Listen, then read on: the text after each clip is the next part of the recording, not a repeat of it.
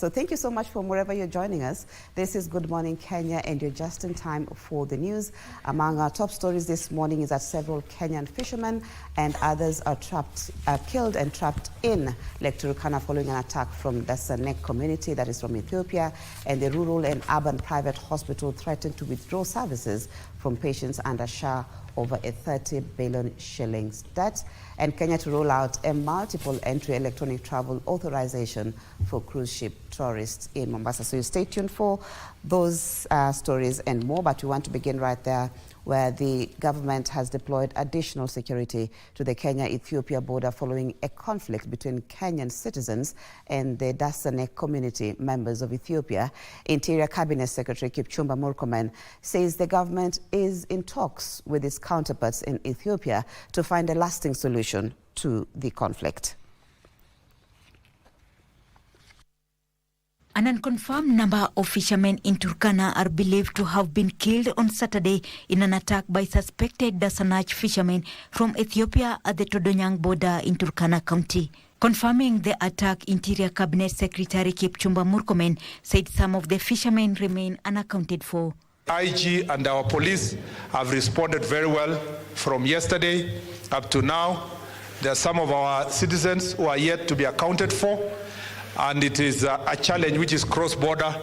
Murkomen said the attack is believed to have been fueled by border issues, adding that the two governments have begun mediation talks to resolve the tension between the two communities and restore peace. Na serikali ya Ethiopia saa hizi mikutano inaendelea ya kuweza kushawishiana vile ya kusaidiana na nchi jirani kwa sababu ya border issues. Now we are working together with the Kenya Defense Forces because it's also an international issue to make sure that we resolve that issue. The government is yet to confirm the number of casualties of the attack. The government has deployed additional security to the region. President William Ruto says Kenya is set to roll out a multiple entry electronic travel authorization for cruise ship tourists at the port of Mombasa. Addressing journalists at the cruise ship, terminal, the president stressed that the government's commitment to advertising the country as a preferred tourism destination. He urged the private sector to take advantage of the increased number of domestic and international tourists visiting the country and invest more in the hospitality industry. President William Ruto was at the cruise ship terminal at the port of Mombasa to welcome the cruise ship Norwegian Dawn, which docked early on Sunday morning with 2,200 passengers and over 1,000 crew members on board. It is here that the head of state stressed his government's commitment to advertising Kenya as a preferred tourism destination, revealing that the country is set to roll out a multiple entry electronic travel authorization to get rid of unnecessary delays for visitors. We will be changing our visa and our ETA so that we can make it easier and seamless. Let me repeat, make it easier and seamless for those of you who are visiting, so that there is no paperwork, there are no issues, and we have agreed with the management of the port that will be made easy and simple so that visitors can visit our country and our cities. He revealed that 8 more cruise ships are expected to dock at the terminal before the end of the season. The president further stated that the country revenue from tourism increased to about 450 billion shillings in 2024. There are opportunities as we increase the number of tourists coming to Kenya. There are opportunities in providing hospitality facilities, from beaches, beach hotels, to other tourist facilities, making sure that we have resorts. And I want to tell the private sector to expand their footprint on making sure that our visitors, as we grow the numbers, we must also be growing the facilities.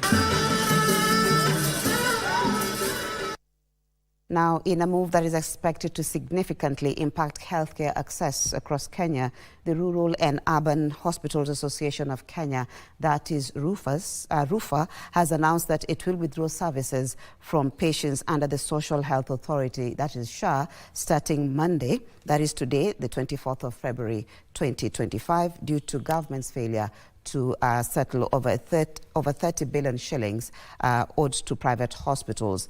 Dr. Brian Lishengwa, who is the RUFA chairman, however, said that emergency services will go on as usual, except for the inpatient services. The Rural and Urban Private Hospitals Association of Kenya, which represents a large network of private healthcare providers across the country, cited the government's continued non-payment of claims as the main reason for its drastic action. The debt has placed significant financial strain on hospitals, according to the association's chairman, Dr. Brian Lishanga. Deni ambalo hizi hospitali zinadai shirika la SHA ni zaidi ya bilioni 30. Na deni ambalo hizi hospitali pia zinadai MKL ama ule mfumo bima ya polisi na walimu ni zaidi ya bilioni 9. Hili ndilo deni ambalo tunaomba ya kwamba lilipwe ili huduma ambazo wagonjwa wanapata wakifika hospitali zikuwe huduma ambazo zinafurahisha na zinaweza kuwasaidia watu wetu. The move will affect thousands of patients who rely on private hospitals for treatment under the Social Health Authority and the Medical Administrators Kenya Limited. However, Dr. Leshenga clarified that services will continue normally for emergency services and patients admitted before the 24th of February. Hakuna mgonjwa yoyote ambaye anafaa kunyimwa huduma za dharura kwa sababu ya mabadiliko haya. Wagonjwa ambao walilazwa chini ya mpango wa SHA ama MKL kabla ya tarehe ya kusitisha huduma wataendelea kupata matibabu bila usumbufu wowote. Ikiwa mgonjwa atakuja kuanzia Jumatatu, tungependa hospitali ziambie wagonjwa ya kwamba kuna alternatives. Kunazo alternatives, haitakuwa kuzuia wagonjwa kupata huduma. RUFA says the government has yet to provide a formal response to their demands. Ingawaje tulitoa ilani Ijumaa ya wiki iliyopita, mpaka wa sasa hakuna mtu yeyote ambaye amejaribu kuongea na sisi. Na kama chama cha hospitali za kibinafsi tuko tayari wakati wowote kuongea na serikali. This development follows months of negotiations between the association and the government over the unpaid funds, with little progress made.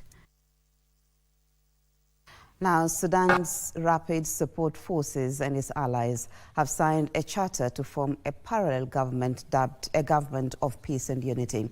The signatories, including over 20 political parties across Sudan, 10 civil organizations, and 5 military groups led by Rapid Support Forces, inked the deal in a Nairobi hotel on Saturday night. Foreign and Diaspora Affairs Cabinet Secretary Musalia Mudavadi says President William Ruto has maintained a non-partisan position. He has also denied that the summit aimed to form a parallel government. A closed-door meeting of Sudan's rebel group Rapid Support Forces and its allies in Nairobi Hotel Saturday night, after several successive meetings, finally agreed to strike a deal. The parties announced the formation of Sudan Founding Alliance, an outfit that will lead to forming a parallel government in areas under their control in eastern Sudan. RSF, represented by Abdel Dagalo, a deputy and brother of RSF commander Mohamed Hamdan Dagalo, who was absent, inked the deal with 5 military groups, 20 political parties across Sudan, and 10 civil organizations. The charter also details a resolution to establish a new national army featuring members from all parts of Sudan. This comes hours after President William Ruto engaged United States Secretary of State Marco Rubio and vowed to offer a platform for all warring parties in Sudan to engage in negotiations that will lead to lasting peace and stability. In a statement, Prime Cabinet Secretary and Cabinet Secretary for Foreign and Diaspora Affairs Musalia Mudavadi said Kenya welcomes the peace process. Musalia maintaining that President William Ruto has maintained a non-partisan position. He also denied that the summit aimed to form a parallel government. Thank you, Giverson Maina, for that report. Now the government is crafting claims a of corruption recruitment process for uniformed officers. Defense Cabinet Secretary Soipan Tuya says that once done, the standard process will be made public as the government strives to rein in on constant claims of malpractices and favoritism while carrying out recruitment of KDF and other disciplines. Achola Simon brings us the details of the story. Claims of corruption and favoritism have in the recent years rocked recruitment into the disciplined forces, casting doubts on whether deserving Kenyans really get the opportunity to serve the nation. Hapa kitu natumbua sana CS ni hiyo nomination tuliambiwa ama appointments za vijana kuingia kwa defense. Hata ukiuliza hawa, unajua mtoto gani naona ngao wamekaa pale? Ni mtoto gani ambao mwaka jana aliweza kuingia defense forces? Hawezi kuambia. Sababu last time ujanja ilikuwa hapa. Let me speak on this. And I raised this in parliament na yule alikuweko akaniassume. Defense Cabinet Secretary Soipan Tuya says a remedy for this is in the offing. Nataka kuhakikishia Wakenya ya kwamba tunazingatia kwa ukaribu sana kuhakikisha nafasi zote ambazo zinatokea za KDF na all the other security agencies zinagauliwa kwa usawa in an equitable fashion, now eliminating all the malpractices ambazo zimekuwa zikiendelea. Tuya says once done, the blueprint shall be made public so as to restore confidence and professionalism in the recruitment process. Na ule ukarabati ama ile procedure ambayo tutatumia kwa recruitment itakuwa in the public domain ili tuweze kuhakikisha kwamba there is transparency na kila Mkenya anaingia pale kwa uwanja kwa njia ya uwazi. Tafadhali tunapoenda recruitment nyingine sio tu ya armed forces wala hata hizo zingine security as we talk to you. Remember tulidhulumiwa last time. And moving forward tutakuwa marafiki wako wazuri sana. Addressing faithfuls at Emachuli Church of God, Emhaya, Vihiga County, during a funds drive for the church construction, Tuya also called for peaceful coexistence amongst Kenyans, regardless of their political differences. Tuimarishe amani. Mimi nikiwa waziri wa ulinzi, ninaomba amani iweze kudumu. County security teams, put your hands together. Make sure we guard our security, the security of our country, jealously. Sisi tumeingia kwa serikali ya broad based. Tunataka tuendelee na maendeleo. Na ile kitu tunataka kwa nchi hii ni umoja na uhusiano mwema.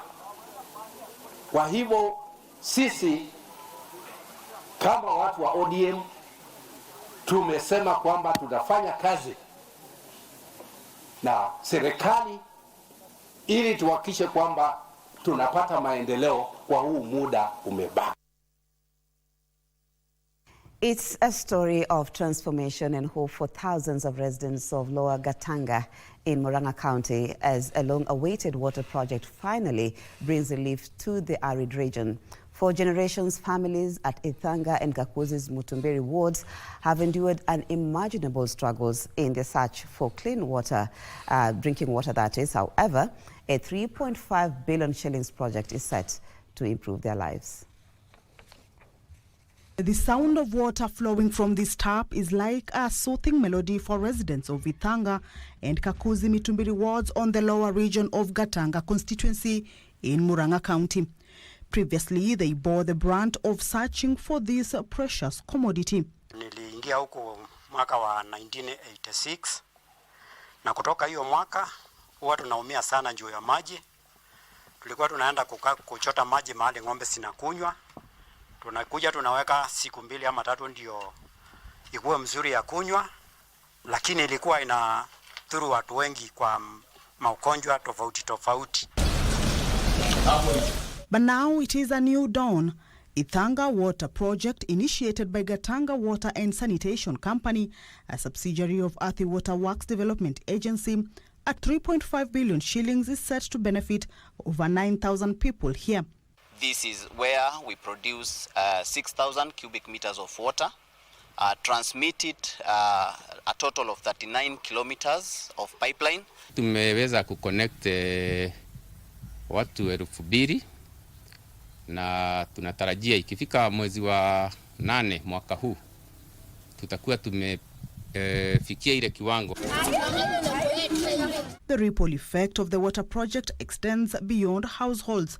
Schools in Ithanga, once crippled by the water crisis, can now focus on their core mandate. Kila mahali hakukuwa na maji, kila mtu anakuja na mitungi.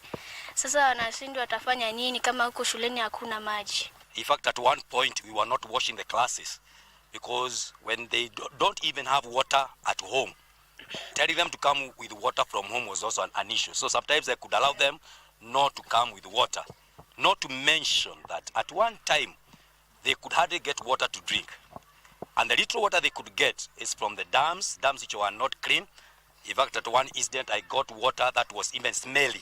Courtesy of the project, water is sourced from River Thika, purified and distributed across the region, ensuring a safe and consistent supply. Major challenges that we are facing as we roll out this particular project. One is the climate change that has caused the water levels at our intake facility at Blue Post to be not very reliable, especially during the sunny season.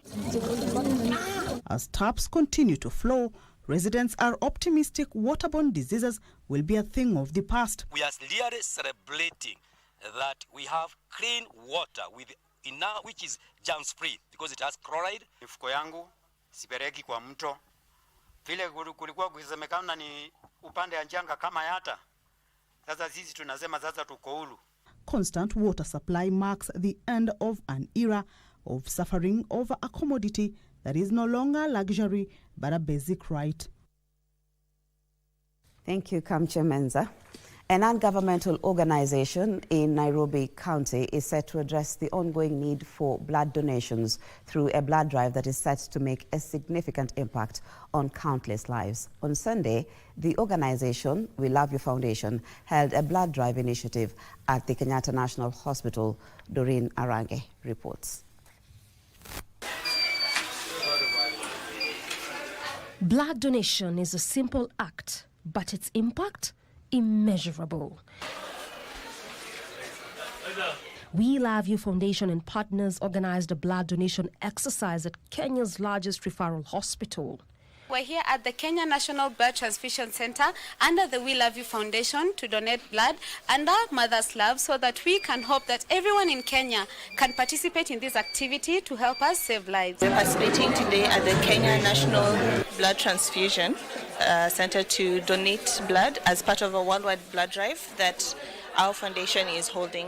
Through the exercise that lasted a few hours on Sunday, 240 pints of blood were realized to assist patients in dire need of transfusion. Our members have come together in the hope that our neighbors in life-threatening situations due to blood shortages can recover their health and lead vibrant lives. We love you! We love you! The foundation says its mission is to do everything possible to boost supply at the National Bank. We look at sports now. The Nyayo National Stadium will host Harambee Stars Group F 2026 FIFA World Cup qualifier tie against Gabon on the 24th of March as part of a test drive ahead of the CAF African Nations Championship in August. The renovated Nyayo National Stadium is one of the football grounds in the country that will host the postponed African Nations Championship, the 2027 Africa Cup of Nations. The game between Harambee Stars and Gabon will be played at the Nyayo National Stadium. This was confirmed at the end of a two-day inspection tour by a high-level CAF delegation led by Samson Adamu, who is the Confederation's Director of Tournaments and Events. Football Kenya Federation President Hussein Mohamed, who is also the Vice Chairman of Kenya's local organizing committee for the Africa Nation Championship and 2027 Africa Cup of Nations, confirmed that discussions are underway to have more test matches at the Nyayo National Stadium and the Kasarani Stadium, which will host the CHAN tournament from August 2nd to 30th and also the 2027 Africa Cup of Nations. Harambee Stars currently lie fourth in Group F of the 2026 FIFA World Cup qualifiers with 5 points from 4 matches, behind Ivory Coast with 10 points, Gabon with 9 points, and Burundi with 7 points.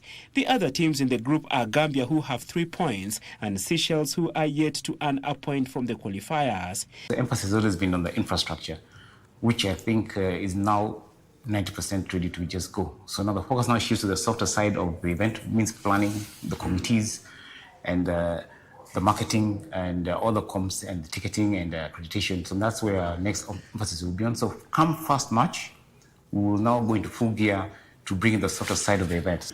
If you go to Kasarani, the pitch is super. You cannot believe that it's Kasarani that people used to complain about. Generally, even the dressing rooms in both venues are up to the international standards. So we are very satisfied with the work that we have done so far with the support of KTF and particularly the Ministry of Sports. Group winners will qualify directly for the 2026 Africa Cup of Nations to be played in USA, Mexico, and Canada, with the 4 best group runners-up meeting in playoffs with other confederations to pick further teams that qualify.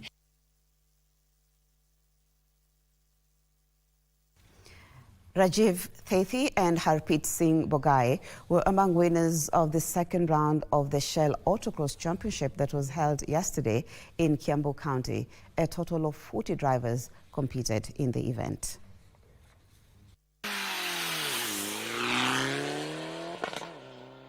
Rajveer Teti won the 4-wheel drive class during the second round of the Shell Autocross Championship that saw hundreds of motorsport fans cheer at the Twisty 2 track circuit. Harpreet Singh Bogai won the 2-wheel drive turbo buggy category. Neil Gohil won the open class, while Jose Sardinia was crowned champion of the 4-wheel drive non-turbo. We decided to go for the youth. So we identified the youth, about 4. We're looking at 4 to 6. And we started walking the journey with them. From some of them 8 years going up. And why? Because we believe if we grow with the youth, if we support this youth in the motorsport, then we will be producing world-class drivers, not in so long.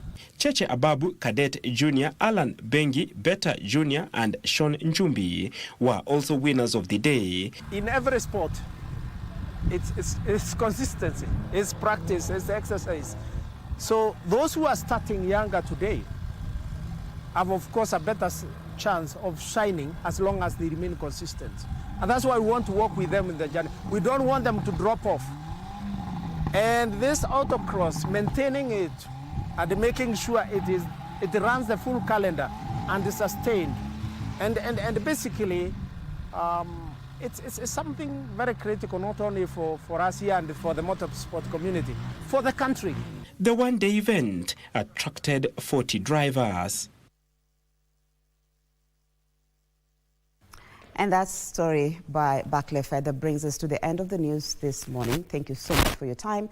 Do stay tuned for more news updates in our subsequent bulletins. Coming up next is my colleague Victor Lowe with Eye on Politics. I'm Marie Yambo.